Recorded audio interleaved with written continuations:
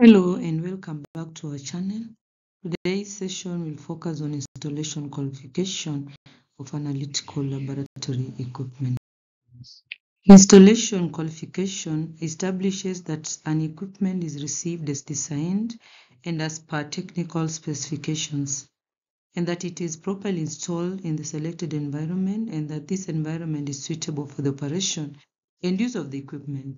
It also ensures that the equipment has been configured according to either manufacturer specifications or an approved checklist. A number of steps are involved during installation qualification of laboratory equipment. Ensure that the technical representative of the equipment manufacturer carries out the installation qualification together with the laboratory personnel responsible for laboratory equipment maintenance. If you have an in-house team that has been trained by the manufacturer, then that particular technical team can actually carry out the installation qualification. Number 2, obtain manufacturer's recommendations for installation site requirements, e.g., utilities such as electricity, water, gases, and also the environmental conditions, which includes humidity, temperature, vibration level, dust, among others.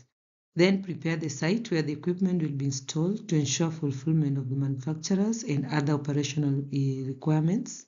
Then upon receipt of the equipment, compare the delivery note against the purchase order to confirm that the equipment delivered is the correct one.